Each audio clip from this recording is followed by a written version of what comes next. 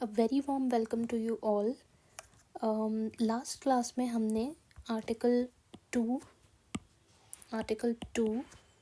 3 और 4 पढ़ा था, जिसमें मैंने आपको बताया था कि आर्टिकल 2 एक्सटर्नल टेरिटरी होता है, आर्टिकल 3 इंटरनल टेरिटरी होता है,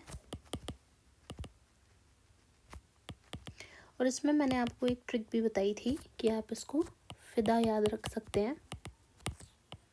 ठीक है।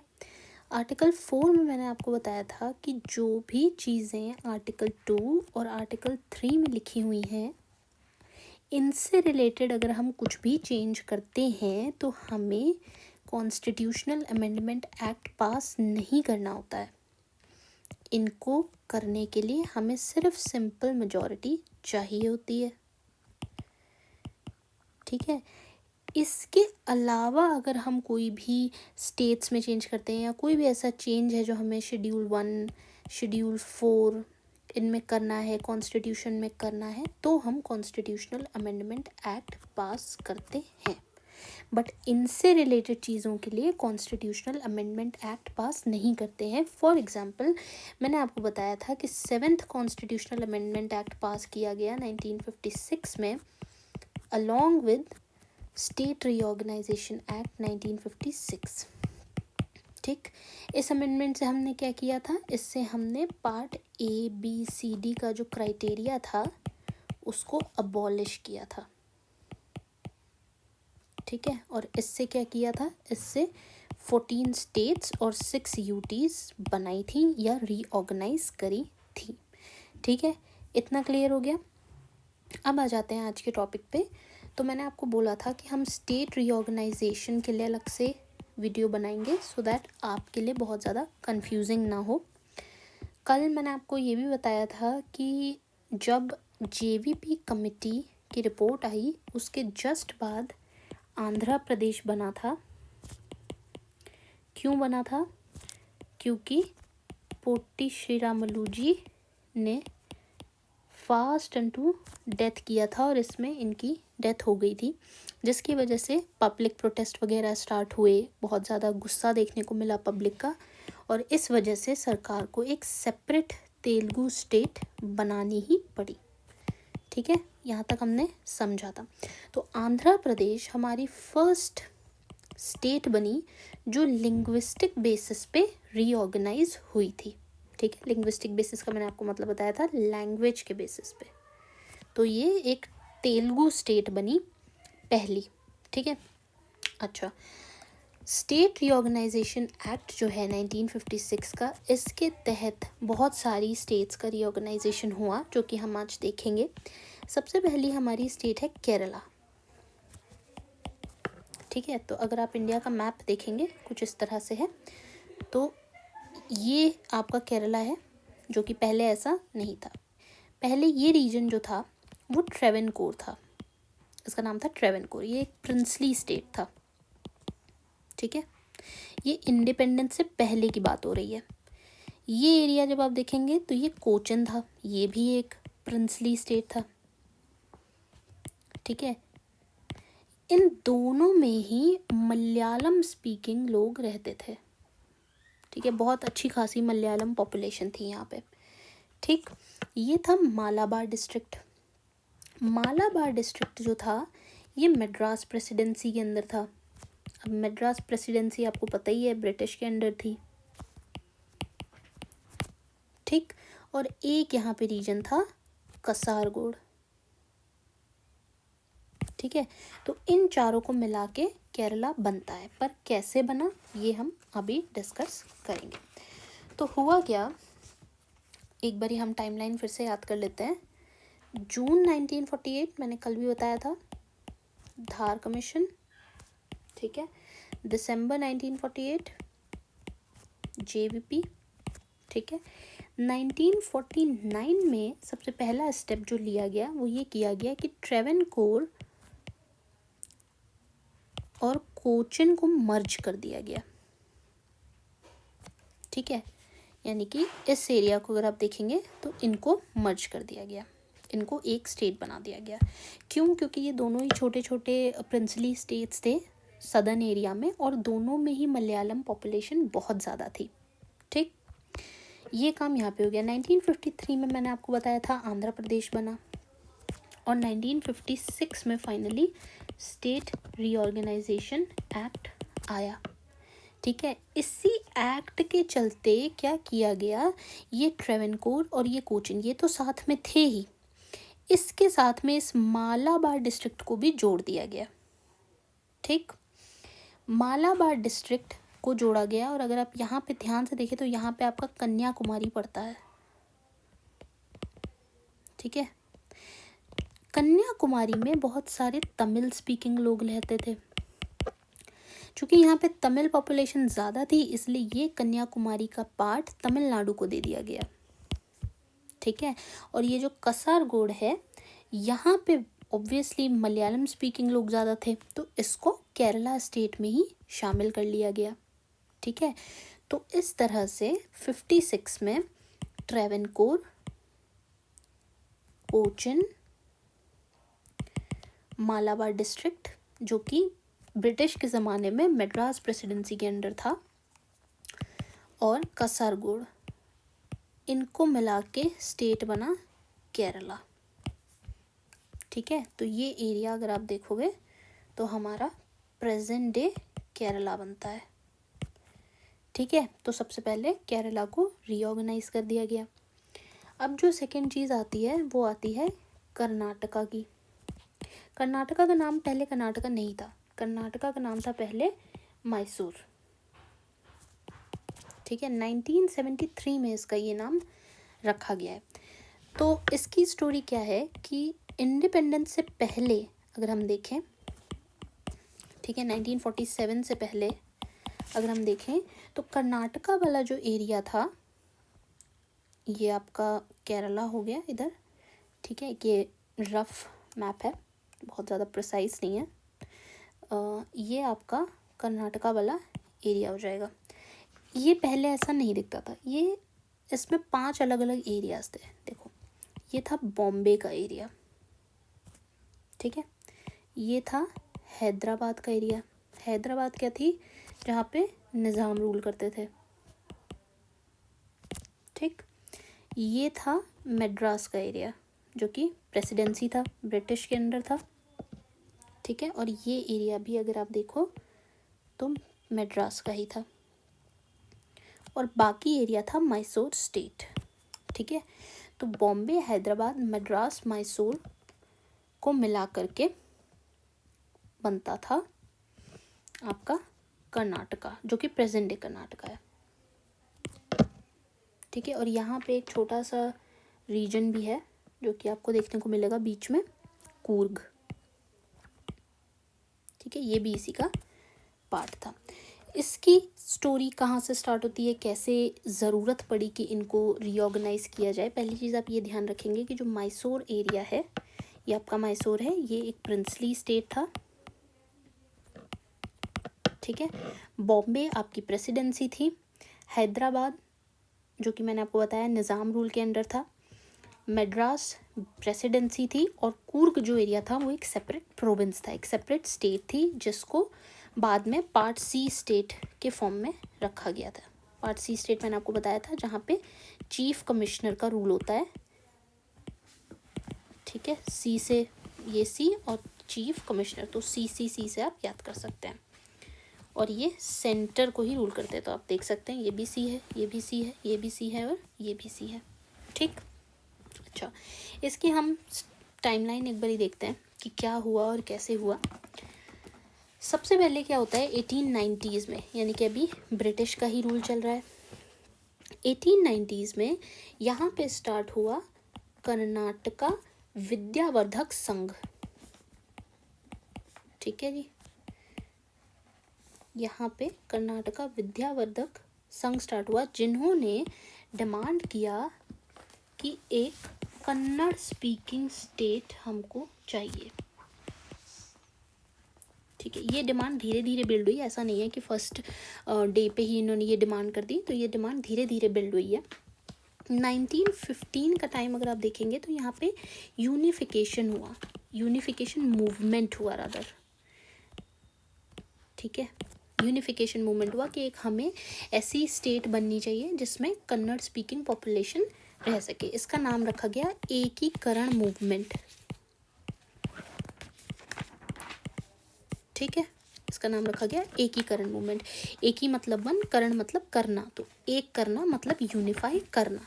एकीकरण मूवमेंट यहाँ पे स्टार्ट हुआ 1920 में। कल मैंने आपको बताया था कि नागपुर सेशन हुआ था जिसमें कांग्रेस ने डायरेक्टली और इनडायरेक्टली ये प्रॉमिस कर दिया था कि स्टेट्स को बाद में लिंग्विस्टिक बेसिस पे रिऑर्गेनाइज किया जाएगा। तो 1920 के इसी सेशन में कांग्रेस ने क्या किया था, अपनी जो प्रोविंशियल कमिटीज़ थी ना, प्रोविंशियल का मतलब होता है स्टेट कमिटी थी, ठीक है, इसको रीऑर्गेनाइज किया था लिंग्विस्टिक बेसिस पे,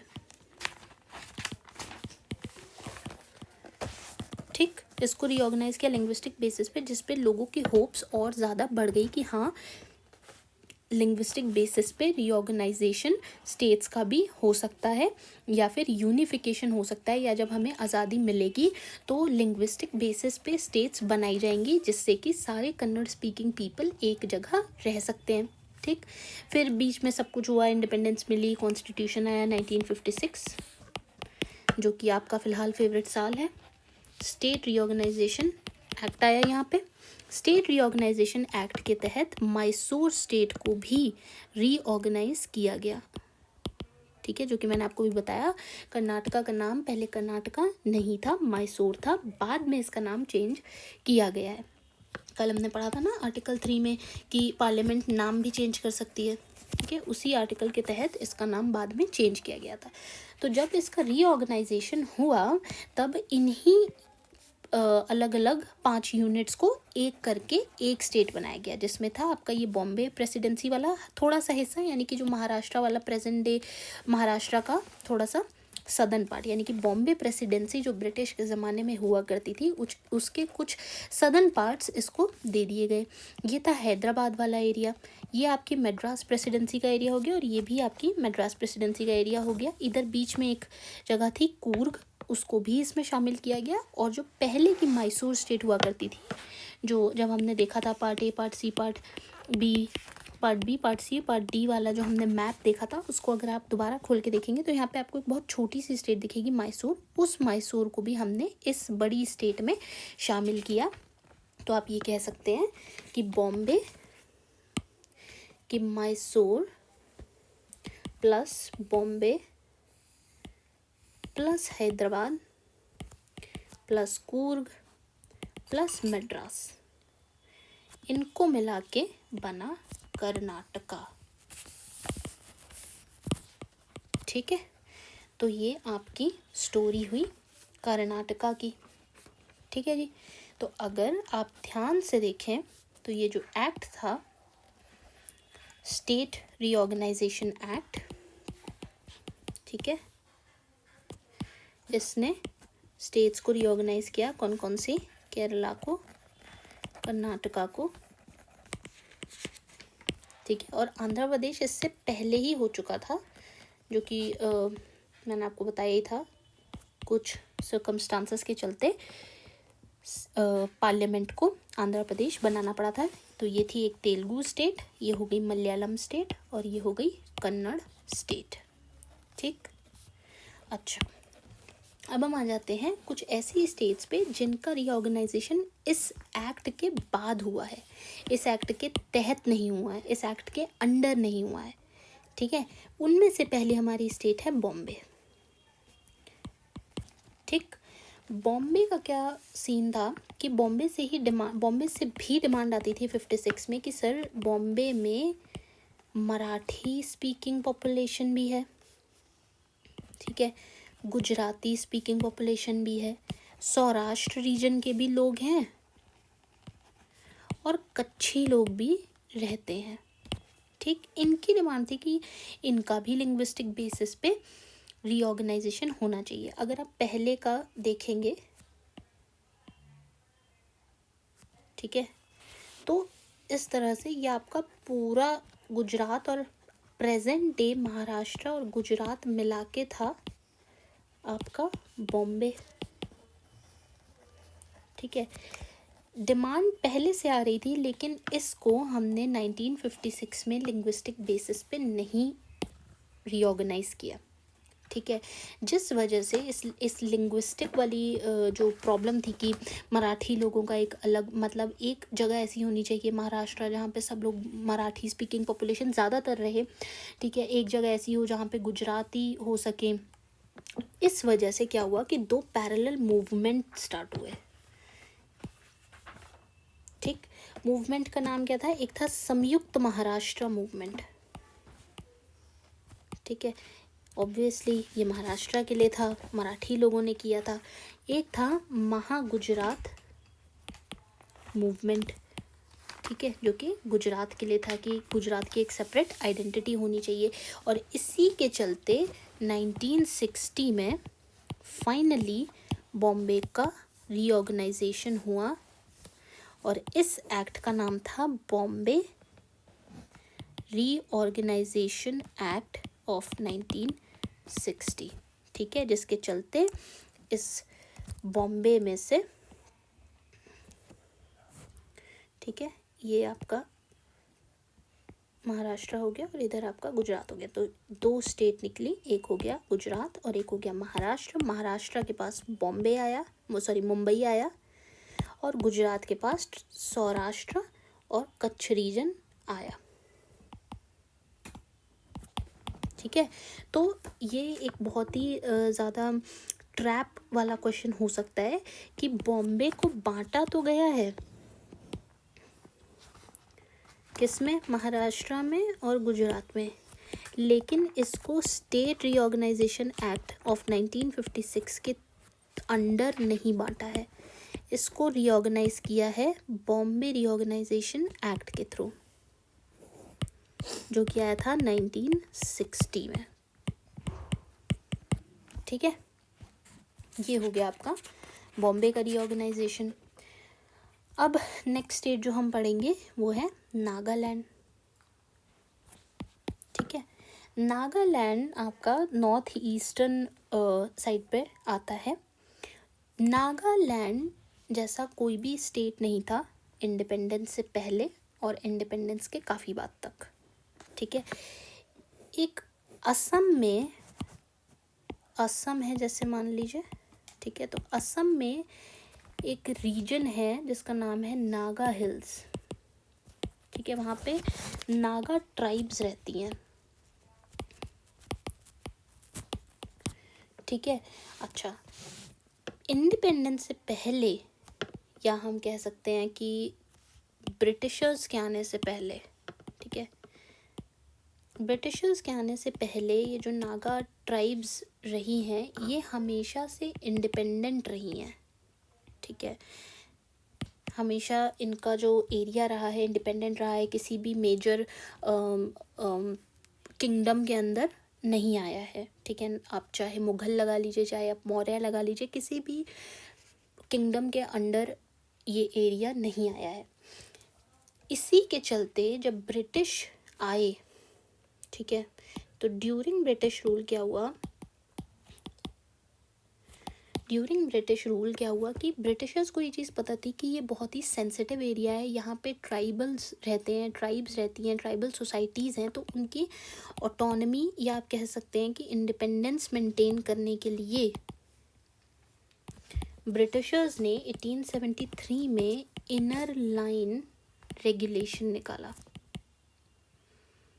इनर लाइन रेगुलेशन का मतलब क्या होता है कि जो आउटसाइडर्स हैं वो ट्राइबल एरियाज़ में एंटर नहीं कर सकते, या फिर किसी अर्जेंसी में या कोई बहुत इम्पोर्टेंट काम है इसी तभी एंटर कर सकते हैं, वरना ऐसे ही कोई वहाँ पे आके उनकी सोसाइटीज़ नहीं बिगाड़ सकता, उनके लैंड नहीं ले सकता।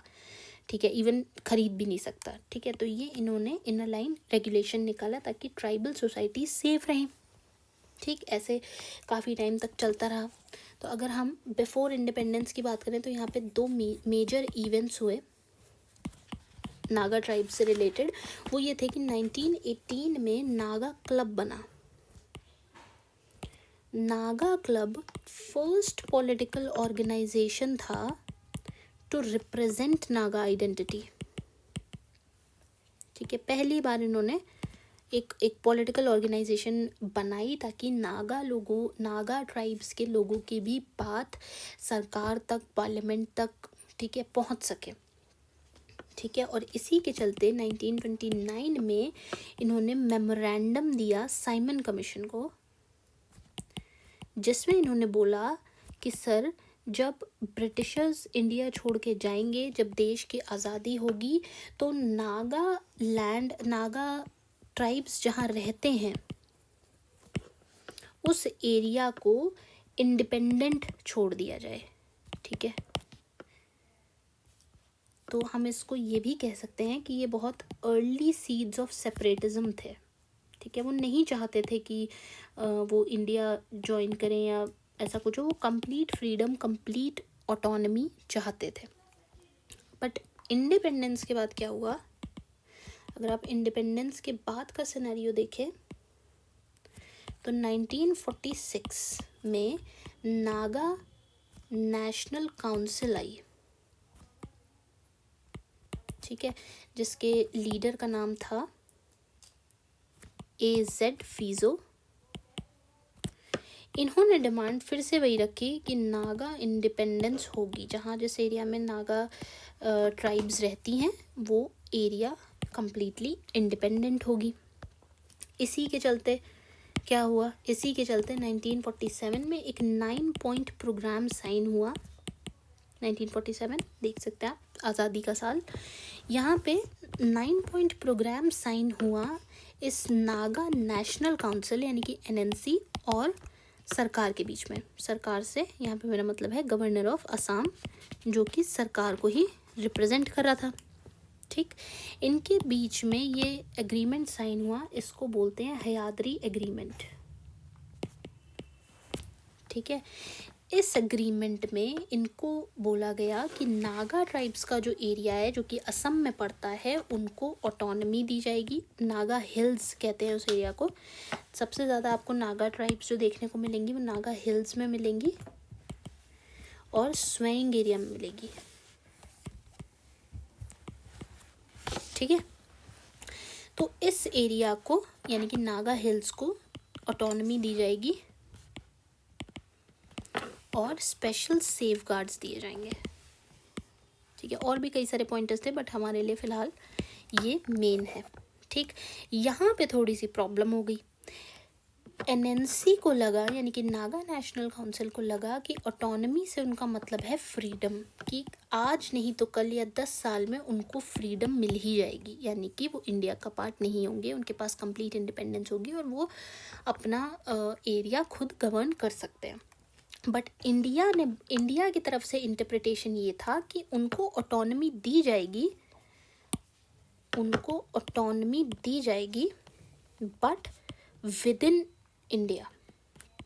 ठीक है, इंडिया छोड़ के वो नहीं जा सकते, उनको विद इन इंडिया ऑटोनमी दी जाएगी। ये इंटरप्रिटेशन था सरकार का, सेंटर का। और अभी मैंने आपको बताया NNC का इंटरप्रिटेशन क्या था, फुल इंडिपेंडेंस। यहाँ पे थोड़ा सा मिसट्रस्ट हो गया, एक इशू बन गया मिसट्रस्ट। ठीक, जब यहाँ पे मिसट्रस्ट बना तो फिर वही चीज़, लोगों को बहुत गुस्सा आया, लोगों ने प्रोटेस्ट किया, सब कुछ हुआ। ठीक है, सरकार को दिखाने के लिए कि नागा ट्राइब्स के जो लोग हैं वो इंडिपेंडेंस चाहते हैं, फ्रीडम चाहते हैं, 1950 में एक प्लेबिसाइट हुआ उसी एरिया में, जिसमें 99% लोगों ने वोट किया कि वो इंडिपेंडेंस चाहते हैं। ठीक, इंडिया ने ये चीज़, या इंडिया से मतलब है सरकार ने ये चीज़ रिजेक्ट कर दी। ठीक, उन्होंने बोला कि आप इंडिया छोड़ के नहीं जा सकते।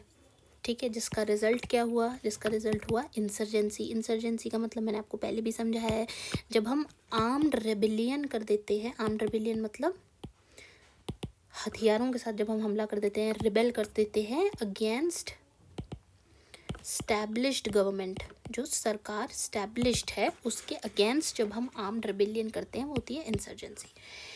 यहाँ लोगों के गुस्से के चलते इंसर्जेंसी हुई और बना Naga federal government and army.